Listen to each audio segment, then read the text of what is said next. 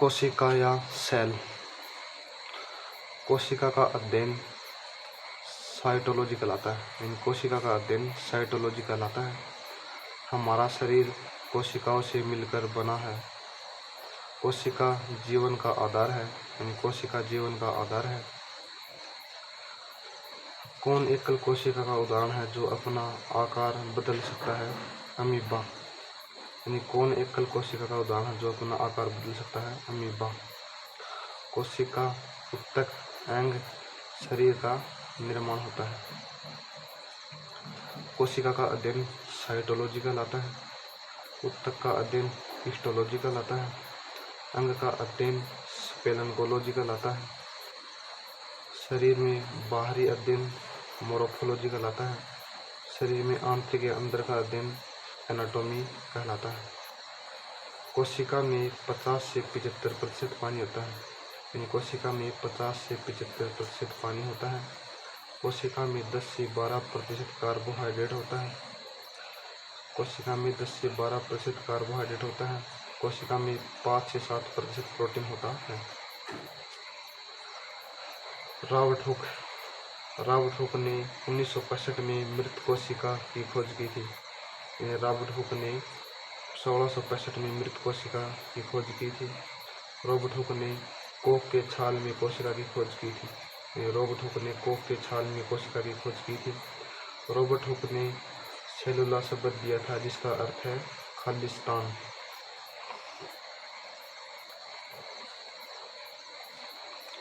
बहुगुणित होकर बड़ी संख्या में कोशिकाएं निर्मित करने वाली विशिष्ट कोशिकाओं द्वारा किस प्रकार का प्रजनन किया जाता है? पुनर्जनन। रॉबर्ट हुक ने कहा था मृत कोशिका मधुमक्खियों की छाते जैसी जालीनुमा संरचना होती है। रॉबर्ट हुक ने कहा था मृत कोशिका मधुमक्खियों की छाते जैसी जालीनुमा संरचना होती है। रॉबर्ट हुक की पुस्तक है माइक्रोग्राफिया। रॉबर्ट हुक की पुस्तक है माइक्रोग्राफिया। कोशिका विज्ञान का पिता रॉबर्ट हुक है। फादर ऑफ साइटोलॉजी या कोशिका विज्ञान का पिता रॉबर्ट हुक है। भारतीय कोशिका विज्ञान के पिता A.K. शर्मा है या अरुण कुमार शर्मा? भारतीय कोशिका विज्ञान के पिता A.K. शर्मा या अरुण कुमार शर्मा है। एंटिन वॉन लिविंगहुक ने 1673 में जीवित कोशिका की खोज की थी। एंटिन वॉन लिविंगहुक ने 1674 में जीवित कोशिका की खोज की थी। जीवित कोशिका दांतों के मल में, जीवाणु में, तालाब में, शैवाल के अंदर, शवे के वीर्य में भी। कोशिका सिद्धांत। यह सिद्धांत फेल हो गया था। स्लाइडेन जर्मनी और स्वान ब्रिटेन में कोशिका अलग अलग सिद्धांत दिया था। स्लाइडेन ने 1838 में पेड़ पौधे में कोशिका के बारे में बताया था। इस सिद्धांत को रोडल्फ विर्ची ने सक्सेसफुल बनाया था जिसमें इन्होंने ओमनस सुलेजा ई सुलेजा नाम दिया था।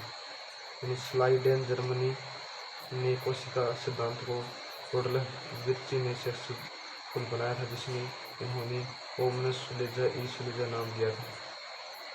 ओमनस सुलेजा ई सुलेजा का अर्थ है कि प्रत्येक नई कोशिका का निर्माण उससे पहले वाली कोशिका से होता है। स्वान ब्रिटेन। स्वान ने 1839 में जंतुओं में कोशिका के बारे में बताया था। स्वान ने 1839 में जंतुओं में कोशिका के बारे में बताया था।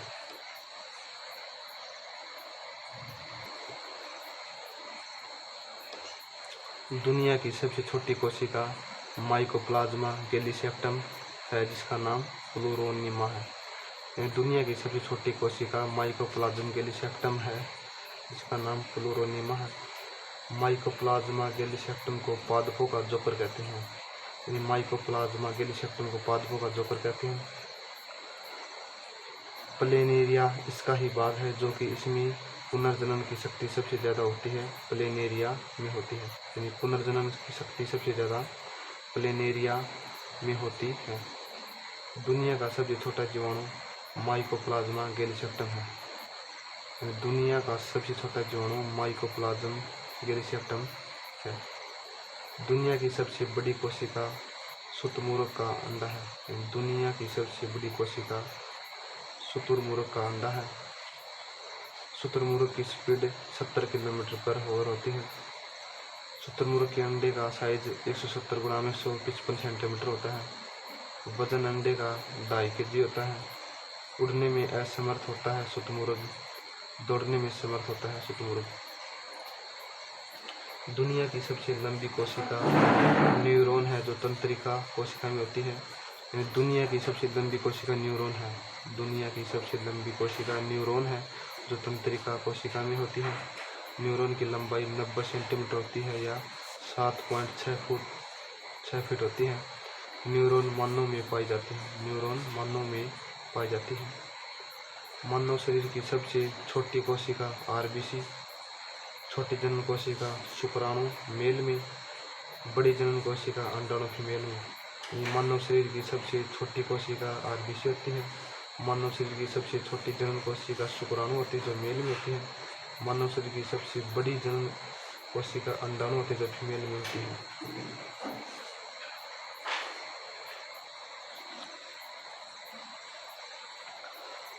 सेल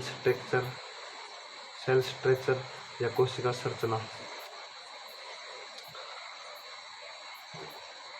कोशिका झिल्ली, केंद्रक, कोशिका द्रव्य, कोशिका भित्ति या पादप भित्ति। एनिमल सेल्स या जंतु कोशिका, प्लांट सेल्स या पादप कोशिका। जंतु कोशिका या एनिमल सेल्स। कोशिका झिल्ली जंतुओं में पाई जाती है। कोशिका झिल्ली जंतुओं में पाई जाती है। कोशिका झिल्ली प्रोटीन प्लस लिपिड से बनी होती है। कोशिका झिल्ली प्रोटीन प्लस लिपिड से बनी होती है। पादप भित्ति पेड़ पौधों में पाई जाती है। पादप भित्ति पेड़ पौधों में पाई जाती है। पादप भित्ति सेलुलोज से बनी होती है। पादप भित्ति सेलुलोज से बनी होती है। कोशिका द्रव्य या साइटोप्लाज्म। सेंट्रोसोम, लाइसोसोम, तार केंद्र, ये सभी जंतु कोशिका में पाए जाते हैं। यानी सेंट्रोसोम, लाइसोसोम, तार केंद्र, ये सभी जंतु कोशिका में पाए जाते हैं। रिक्तिका और लवक, ये पादप कोशिका में पाए जाते हैं। रिक्तिका और लवक, ये पादप कोशिका में पाए जाते हैं। सेंटोलाता, सेंट्रोसोम, लाइसोसोम और तार केंद्र। रिक्तिका को लव हो गया पादप कोशिका से, रिक्तिका से रिक्तिका, लव से लव।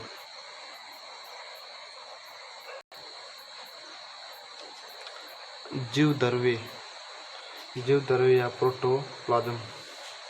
जीव द्रव्य में पानी 65 से 90% होता है। जीव द्रव्य में पानी 65 से 90% होता है। जीव द्रव्य में प्रोटीन 10 से 12% होता है। जीव द्रव्य में कार्बोहाइड्रेट 1% होता है। जीव द्रव्य में आरएनए 0.5% होता है। जीव द्रव्य में आरएनए 0.5% होता है। जीव द्रव्य, कोशिका द्रव्य और केंद्रक, इन दोनों से मिलकर बना है जीव द्रव्य। जीव द्रव्य, कोशिका द्रव्य और केंद्रक, इन दोनों से मिलकर बना है जीव द्रव्य। जीव द्रव्य की खोज डुजार्डिन ने की थी। जीव द्रव्य की खोज डुजार्डिन ने की थी। जीव द्रव्य शब्द दिया था पुरकिंजे ने। जीव द्रव्य शब्द दिया था पुरकिंजे ने।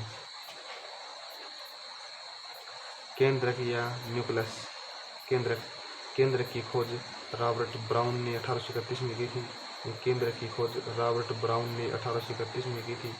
केंद्रक कोशिका का सबसे बड़ा कोशिकांग होता है। केंद्रक कोशिका का सबसे बड़ा कोशिकांग होता है। केंद्रक का अध्ययन कैरियोलॉजी कहलाता है। केंद्रक का अध्ययन कैरियोलॉजी कहलाता है। केंद्रक को कोशिका का मस्तिष्क, कोशिका का सीपीयू कहते हैं। यानी केंद्रक को कोशिका का मस्तिष्क, कोशिका का सीपीयू कहते हैं। केंद्रक का कार्य है कोशिका का विभाजन करना होता है। क्रोमेटिन धागेनुमा संरचना होती है। क्रोमेटिन धागेनुमा संरचना होती है। क्रोमेटिन शब्द फ्लेमिंग ने दिया था। क्रोमेटिन शब्द फ्लेमिंग ने दिया था। केंद्रक में डीएनए प्लस हिस्टोन प्रोटीन पाया जाता है। यानी केंद्रक में डीएनए प्लस हिस्टोन प्रोटीन पाया जाता है। डीएनए आनुवांशिक गुण होता है। डीएनए आनुवांशिक गुण होता है।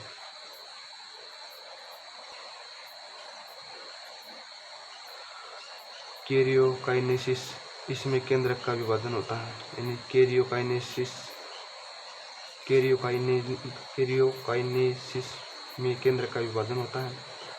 साइटोकाइनेसिस में कोशिका का विभाजन होता है, यानी साइटोकाइनेसिस में कोशिका का विभाजन होता है। केंद्रिका, केंद्र झिल्ली, केंद्र द्रव्य, क्रोमेटिन।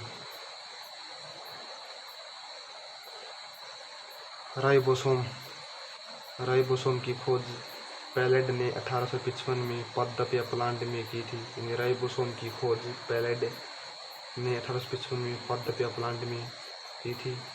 राइबोसोम की एनिमल्स में खोज रॉबिन्सन एंड ब्राउन ने की थी।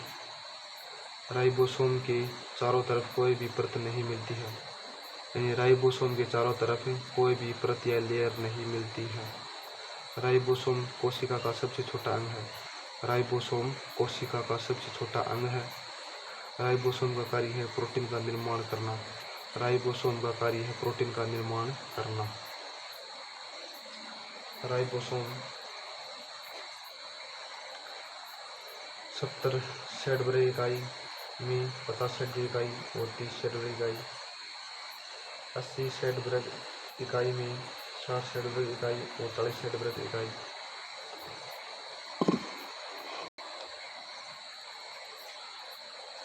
माइटोकॉन्ड्रिया सूत्रकणिका। माइटोकॉन्ड्रिया के बारे में सर्वप्रथम कोलिकार ने 1880 में बताया था। माइटोकॉन्ड्रिया के बारे में सर्वप्रथम कोलिकार ने 1880 में बताया था। माइटोकॉन्ड्रिया दोहरी झिल्ली की होती है। माइटोकॉन्ड्रिया दोहरी झिल्ली की होती है। माइटोकॉन्ड्रिया को ऊर्जा का शक्ति ग्रह कहते हैं। माइटोकॉन्ड्रिया को ऊर्जा का शक्ति ग्रह कहते हैं। माइटोकॉन्ड्रिया में भी आनुवांशिक गुण पाए जाते हैं। माइटोकॉन्ड्रिया में भी आनुवांशिक गुण पाए जाते हैं। आउटर या बाहरी, इनर या आंतरिक, पेरीमाइटोकॉन्ड्रियल स्पेस, अफकण या पार्टिकल। अफकण एटीपी का स्त्रावण करते हैं, यानी अफकण एटीपी का स्त्रावण करता है। एडिनोसाइन ट्राइफॉस्फेट, यानी एटीपी की फुल फॉर्म है एडिनोसिन ट्राइफॉस्फेट। एटीपी ऊर्जा का स्रोत है। एटीपी ऊर्जा का स्रोत है। मैट्रिक्स दात्री, आरएनए, आनुवांशिक गुण। गोल्जी काय या गोल्जी बॉडी। गोल्जी काय की खोज कैमिलो गोल्जी ने की थी, यानी गोल्जी काय की खोज कैमिलो गोल्जी ने की थी। गोल्जी काय को कोशिका का यातायात प्रबंधक कहते हैं, यानी गोल्जी काय को कोशिका का यातायात प्रबंधक कहते हैं। गोल्जी काय का पादप डिक्टियोसोम है, यानी गोल्जी काय का पादप या प्लांट डिक्टियोसोम है। गोल्जी काय को कोशिका की माँ कहते हैं। गोल्जी काय को कोशिका की माँ कहते हैं। गोल्जी काय को कोशिका का रसोई घर भी कहते हैं। गोल्जी काय को कोशिका का रसोई घर कहते हैं। रसोई घर खाने का संग्रह करना।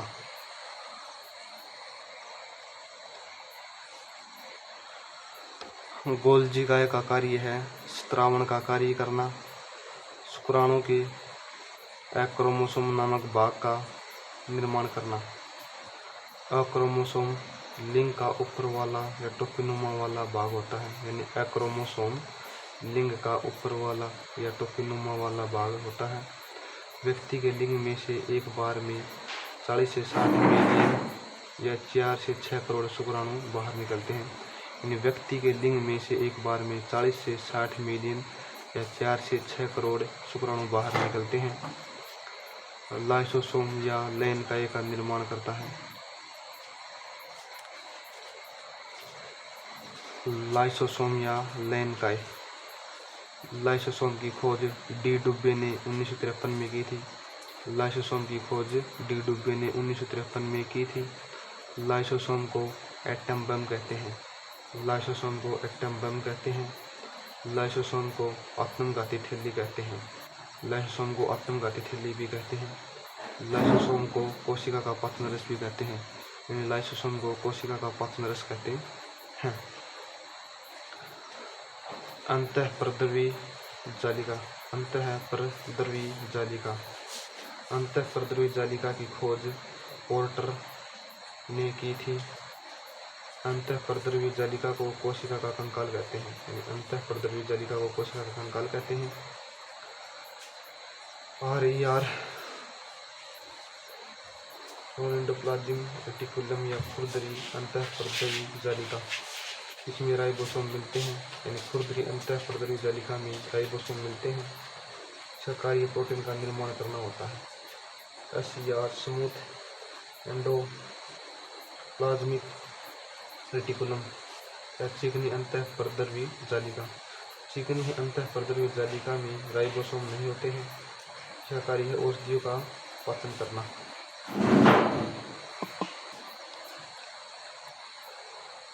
लवक। लवक की खोज हैकेल ने की थी 1865 में। लवक की खोज हैकेल ने की थी 1865 में।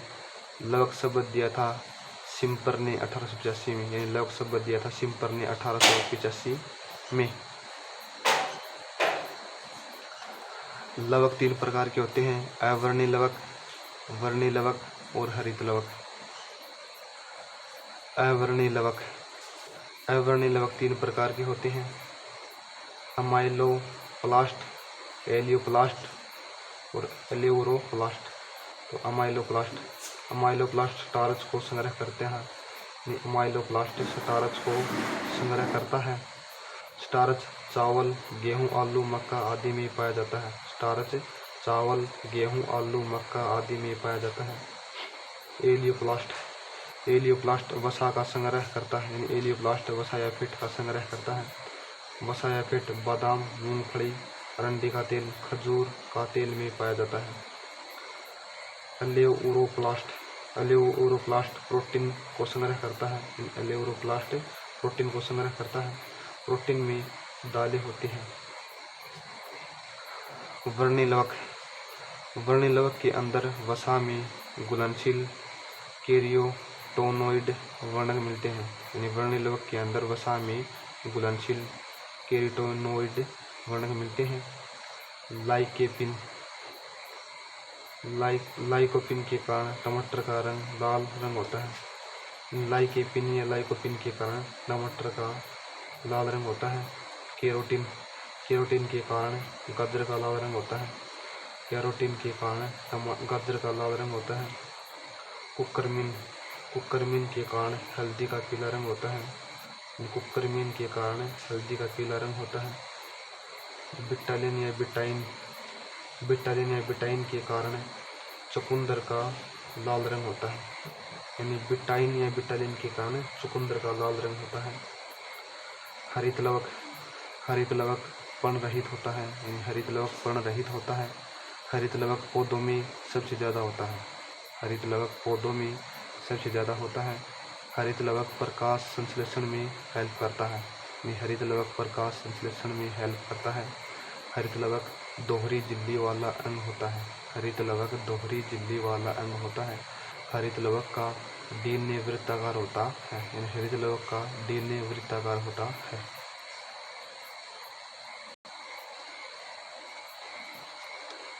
रसदानी या रिस्तिका या वैक्यूल।